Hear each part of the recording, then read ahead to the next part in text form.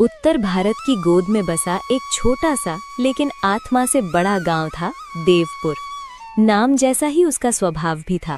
सुबह होते ही मंदिर की घंटियां, दूर दूर तक फैले सरसों के पीले खेत, आम और पीपल के पेड़ और बीच गांव में बना पुराना तालाब जहां बच्चे कूदते भानते हंसते खेलते दिन बिताते थे। देवपुर के लोग सरल थे, कम बोलने वाले मगर दिल के अमीर, दुख में साथ खड़े होने वाले और खुशी में थाली आगे बढ़ाने वाले। इसी गांव में रहता था माधव शर्मा। माधव कोई बड़ा आदमी नहीं था, न जमीन थी न दुकान, बस था एक छोटा सा ठेला जिस पर हर शाम वो चिकन करी और उबले चावल बेचता था।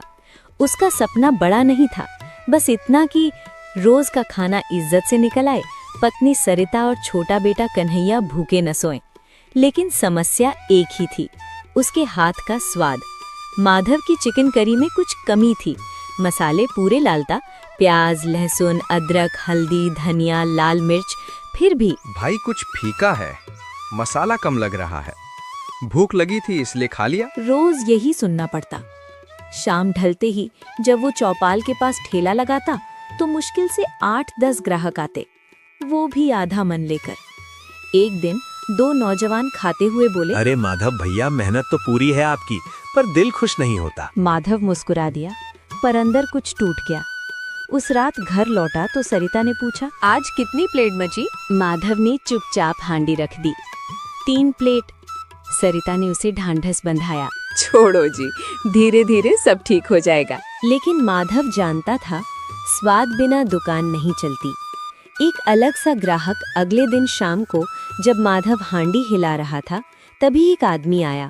कंधे पर कुल्हाड़ी, पीठ पर लकड़ियों का गट्ठर, चेहरा धूप से झुलसा हुआ। नाम था हरिया, गांव का पुराना लकड़हारा।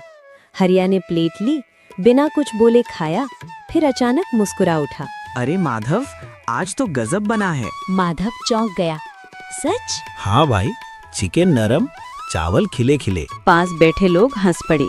अरे हरिया, झूठी तारीफ मत कर, कहीं दोस्ती निभा रहा है। नहीं भाई, मैं सच कह रहा हूँ।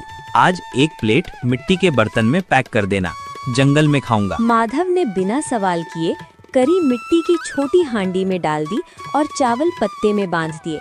हरिया जंगल की ओर निकल पड़ा। जंगल का स्वाद। जंगल में लकड़ी काटते काटते हरिया थक गया। उसने हांडी खोली, करी ठंडी हो चुकी थी। कोई बात नहीं, लकड़ी की आग जला लेते हैं। उसने सूखी टहनियां रखी, आग जलाई और मिट्टी की हांडी को उसके ऊपर रखा। धीरे धीरे भाप उठी। लकड़ी की खुशबू, मिट्टी की सौंधी महक और मसालों का मेल, पूरा जंगल महक उठा। हरिया ने पहला कौर लिया और आंखें बंद कर ली।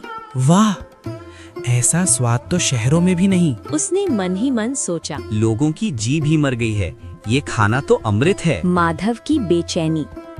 उधर माधव घर लौट आया। आज फिर ज्यादातर खाना बच गया था। रात को लेटे लेटे वो सोचता रहा, मेरे मसाले गलत हैं, मेरे हाथों में कमी है, या किस्मत ही साथ नहीं दे रही। नींद देर से आई।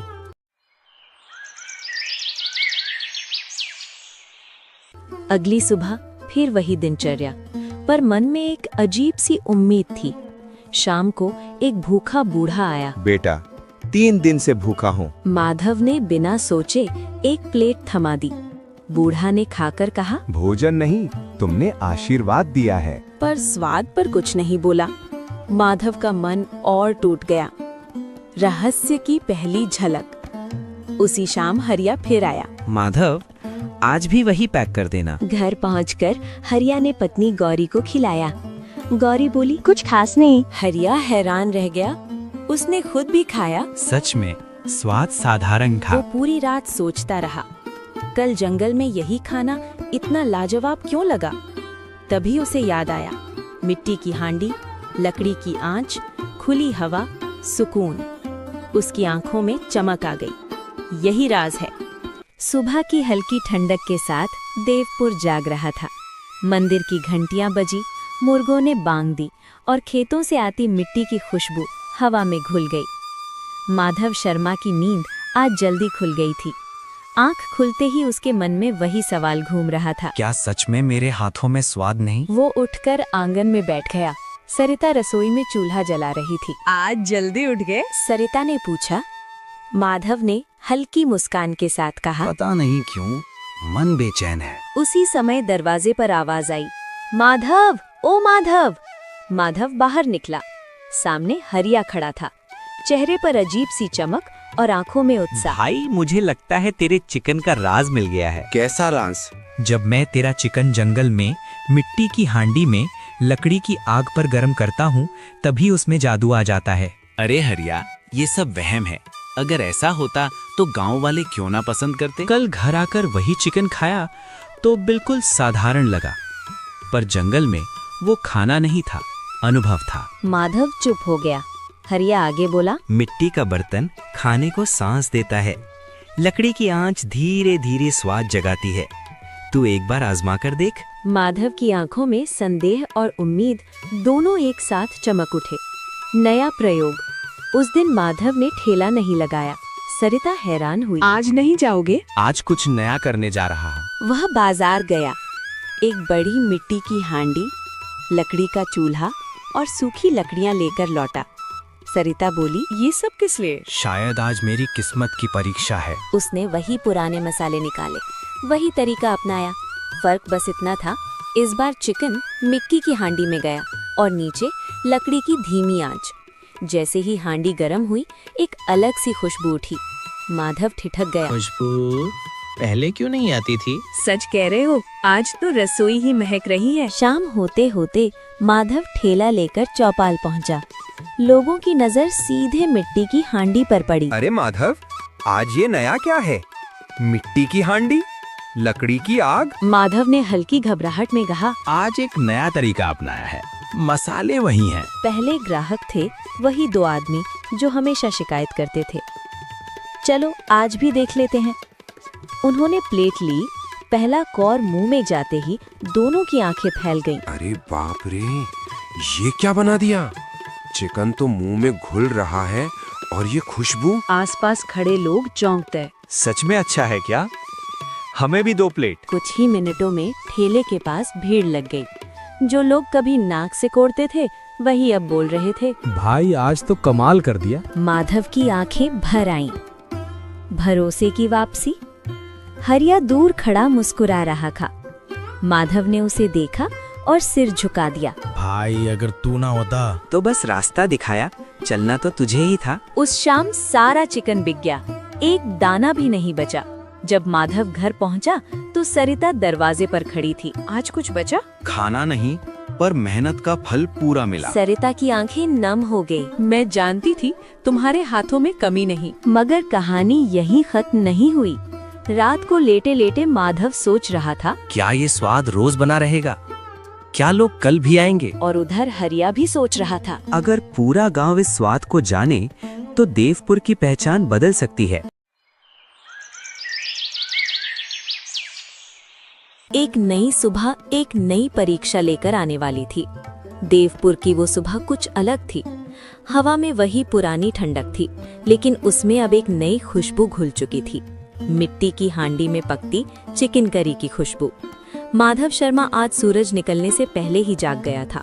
रात भर नींद ठीक से नहीं आई। मन में डर भी था और उम्मीद भी। क्या आज भी लोग आएंगे या कल बस एक इत्तेफाक था? डरो मत, उसने कहा। जिस दिन रसोई महकती है, उस दिन किस्मत भी महकती है। माधव ने मिट्टी की हांडी धोई, उसे ऐसे सहलाया जैसे कोई अपने बच्चे को सहलाता हो। फिर वही पुराने मसाले निकाले। अब उसे समझ आ चुका था कि मसालों से ज्यादा जरूरी तरीका होता है। लकड़ी जलाई गई, धीमी आंच, समय लेकर पकता स्वाद। जैसे जैसे हांडी गर्म होती गई, पूरी गली में खुशबू फैलने लगी। भीड़ और भरोसा।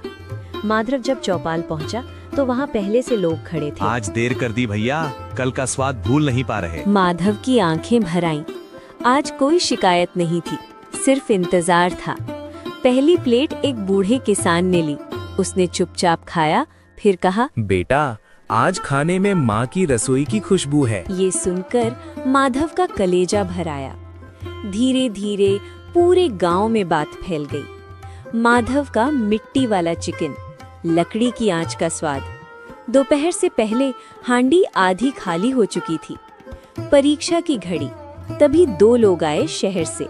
कपड़े चमकदार, बात करने का ढंग अलग। तुम ही हो माधव? जी, हम पास के कस्बे में होटल खोल रहे हैं। तुम्हारा स्वाद सुना है? उन्होंने खाया, एक दूसरे को देखा। ये स्वाद मशीन से नहीं बन सकता।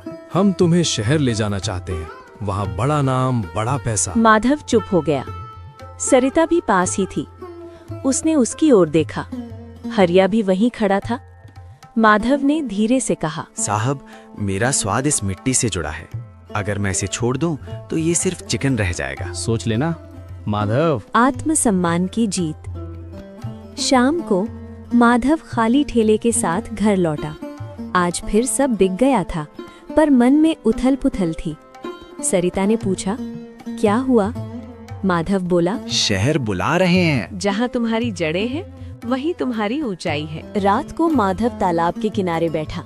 उसे याद आया पहले के दिन, शिकायतें, हताशा, फिर मिट्टी की हांडी, लकड़ी की आग, हरिया की सलाह। उसे जवाब मिल गया, नई पहचान। कुछ महीनों में देवपुर बदलने लगा। अब लोग दूर दूर से आते। माधव ने ठेले की जगह एक छोटी सी देसी ढाबा खोली। नाम रखा मिट्टी की आंच माधव रसोई। हरिया वहाँ सबसे पहला कर्मचारी बना। सरिता रसोई की जान बन गई। गांव के लड़के काम सीखने लगे। देवपुर अब सिर्फ गांव नहीं, पहचान बन चुका था। कहानी की सीख। एक दिन कन्हैया ने पूछा, बाबा, स्वाद कैसे आता है? स्वाद मसालों से नहीं, नीयत से आता है। और याद रखना, जो अपनी मिट्टी से जुड़ा रहता है उसका नाम दूर तक जाता है। हांडी से उठती भाप आज भी देवपुर की हवा में घुली है।